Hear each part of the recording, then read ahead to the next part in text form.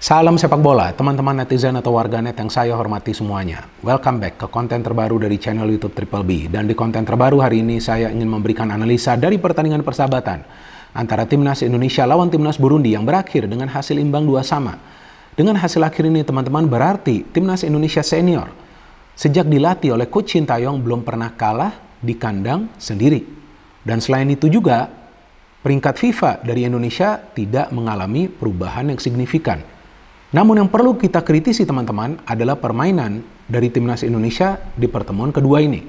Karena beda total kan dibandingkan pertemuan pertama yang ketika itu Timnas Indonesia bisa mengalahkan Timnas Burundi dengan skor 3-1. Kenapa bisa seperti itu? Karena kali ini taktik dari Timnas Burundi beda total. Tidak seperti di pertemuan pertama. Karena jika di pertemuan pertama Timnas Burundi itu mengandalkan taktik yang menyerang, artinya mereka berani bermain terbuka sejak menit-menit awal. Tetapi di pertemuan kedua ini, taktiknya dari Timnas Burundi itu adalah mengandalkan permainan defensif dan merancang sebuah counter attack yang cepat. Maka itu kita bisa melihat bahwa para pemain dari Timnas Burundi ini selalu menang dari segi jumlah pemain ketika mereka bertahan. Dan itulah yang menyulitkan para pemain dari Timnas Indonesia untuk bisa menciptakan banyak peluang yang berbahaya di pertemuan kedua ini. Bahkan di babak pertama saja teman-teman, kita kan tidak bisa melihat peluang yang berbahaya yang bisa diciptakan oleh para pemain dari Timnas Indonesia. Memang ada attempts, ada percobaan ke gawang dari Timnas Burundi, tapi kan tidak ada yang berbahaya di babak pertama. Dan bukan karena ada rotasi yang dilakukan oleh Coach Sintayong di line up, kemudian para pemain dari Timnas Indonesia sulit untuk menciptakan peluang. No, jangan berpikir seperti itu. Nggak masalah dilakukan rotasi, dan inilah momennya untuk melakukan rotasi dan memberikan peluang kepada pemain-pemain lain. Dan juga nggak ada salahnya juga mengubah formasi. Ya ini kan adalah sebuah pertandingan persahabatan. Inilah momennya untuk melakukan eksperimen. Dan ketika sudah mengandalkan dua striker di depan, double D, betul kan? Dendi Sulistiawan dan juga Dimas Derajat. Ya, yang diperlukan adalah suplai bola ke mereka. Tetapi kan suplai bolanya nggak terlihat di babak pertama. Ya gimana caranya dua striker ini bisa mendapatkan peluang ketika tidak ada suplai bola yang rapi ke mereka? Kenapa tidak ada suplai bola yang rapi? Karena ketika para pemain dari Timnas Indonesia itu memberikan umpan, bisa diblok atau intercept oleh para pemain Burundi. Nah jadi secara taktik, terutama di babak pertama, para pemain Burundi itu unggul teman-teman. Dan memang mereka bermain jauh lebih agresif. Di pertemuan kedua ini kan, buktinya ada sekitar 3 atau 4 kartu kuning yang diberikan oleh wasit kepada para pemain dari Burundi. Dan juga mereka melakukan cukup banyak pelanggaran-pelanggaran yang keras karena mereka tidak ingin kecolongan. Di pertemuan kedua ini, ya masa kalah lagi sih? Kan seperti itulah kira-kira pemikiran mereka. Maka itu mereka memberikan pressure kepada para pemain Timnas Indonesia. Dan memang dari segi formasi itu ketika sudah dirubah menjadi 4-4-2, artinya harus ada support dari second line, terutama mereka yang bermain di tengah untuk memberikan suplai bola ke depan. Dalam hal ini saya melihat Maklok dan juga Ricky Kambuaya telah menjalankan tugasnya dengan baik. Tetapi saya melihat dua pemain ini cenderung memilih untuk memberikan passing bola lebih cepat ketika mereka baru saja masuk ke ruang pertahanan dari Burundi, sehingga itu yang juga memudahkan para pemain dari Burundi untuk melakukan blocking atau intercept. Memang ada juga inisiatif dari Maklok atau juga Ricky Kambuaya untuk melepaskan tendangan, betul kan, dari luar kotak penalti, tapi tetap saja masih bisa diblok oleh para pemain Burundi. Terus caranya seperti apa? Caranya sebetulnya adalah untuk mengandalkan pergerakan-pergerakan individu dengan bola dari sektor sayap, tetapi itu tidak banyak dilakukan oleh para pemain Timnas Indonesia. Sehingga Dendi Sulistiawan dan juga Dimas Derajat tampak terisolasi di lini depan. Dan juga Burundi ini dengan counternya cukup berbahaya juga teman-teman, karena mereka bisa merancang sebuah proses counter attack yang cepat sekali. Dan memang terlihat ada ruang yang terbuka di lini tengah dari Timnas Indonesia ketika Burundi itu melancarkan sebuah counter attack. Kenapa? Karena kan pemain yang di tengah ini juga ikut mendukung serangan.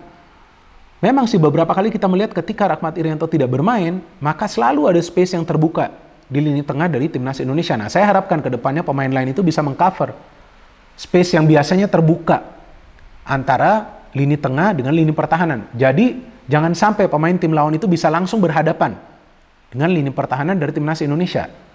Dan yang menariknya kan teman-teman, di pertandingan ini Coach Sintayong mengandalkan 2 center back yang merupakan pemain keturunan. Betul kan?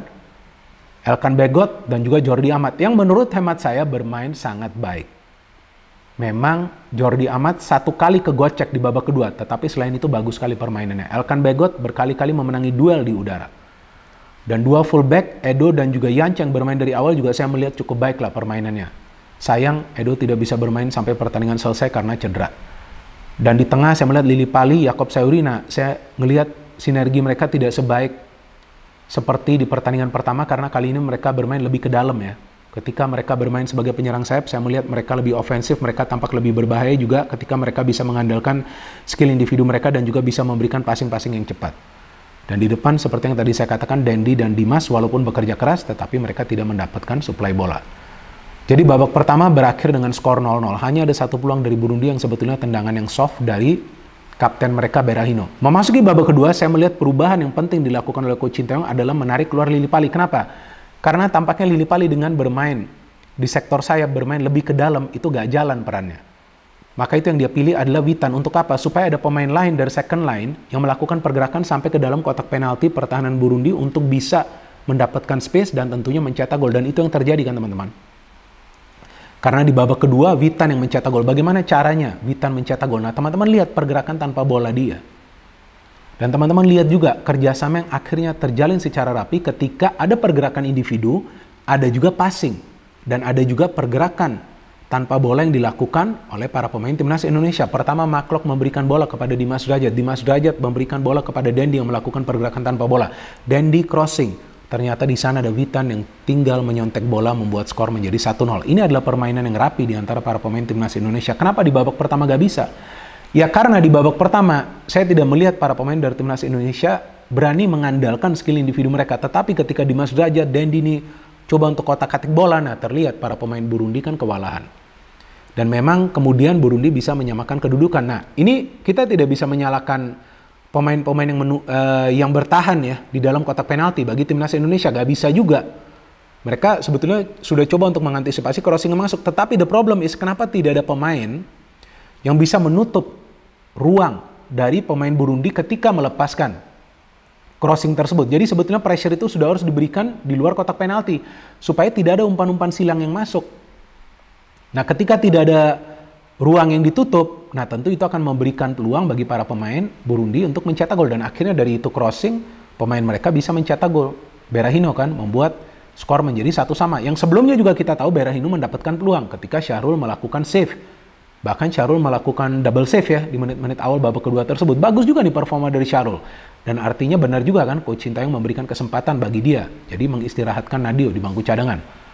Dan setelah itu kita tahu bahwa Burundi kembali bisa mencetak gol, ya meraih keunggulan, ya karena itu prosesnya sama, mereka sudah tahu, main umpan silang aja. Dan lagi-lagi tidak ada pemain yang mengcover pemain Burundi yang memberikan umpan silang tersebut, sehingga mereka bisa mencetak gol kedua, unggul 2-1. Tetapi teman-teman, jujur saya mengatakan, saya tetap feeling, kemungkinan besar timnas Indonesia akan bisa menyamakan kedudukan, walaupun sudah memasuki masa injury time kan, sudah 90 menit tuh, saya melihat 5 menit, masih ada peluang. Kalau sudah sulit mencetak gol dari open play, artinya harus coba mencetak gol dari set piece. Dan karena para pemain Burundi melakukan banyak pelanggaran, akhirnya timnas Indonesia mendapatkan free kick dan Maklok bisa memberikan umpan yang akurat. Dan Jordi Amat mencetak gol perdananya bagi timnas Indonesia. Artinya di pertandingan ini ada 2 pemain alumni Premier League yang mencetak gol, Berahino dan kemudian Jordi Amat. And what a goal teman-teman, ini bukan gol yang mudah dan tentu ini bukan gol yang berbau keberuntungan. Luar biasa placing header yang dia lakukan. Sehingga membuat skor menjadi 2-2 dan mencegah Burundi meraih kemenangan. Dan tentu kita bisa melihat kerja keras dari para pemain timnas Indonesia sepanjang jalannya pertandingan, tetapi saya melihat ada beberapa pemain yang performanya tidak sesuai ekspektasi. Seperti Rico Simanjuntak dan juga Witan Sulaiman. Yes, Witan Sulaiman mencetak 1 gol, tetapi selain itu kita melihat dia agak sulit untuk tune in, untuk membagi bola kepada rekan-rekan yang lain. Bahkan ada sekali dia kehilangan kontrol bola. Jadi memang diperlukan sinergi yang sama di antara para pemain timnas Indonesia untuk bermain stabil selama 90 menit agar bisa meraih kemenangan. Jadi ya kita tunggu nanti teman-teman pertandingan selanjutnya dari timnas Indonesia. Untuk sementara ini hasil seri ini ya juga adalah hasil akhir yang memang diraih dengan susah payah, dan kita harapkan nanti di next match timnas Indonesia bisa bertemu lawan yang lebih kuat lagi.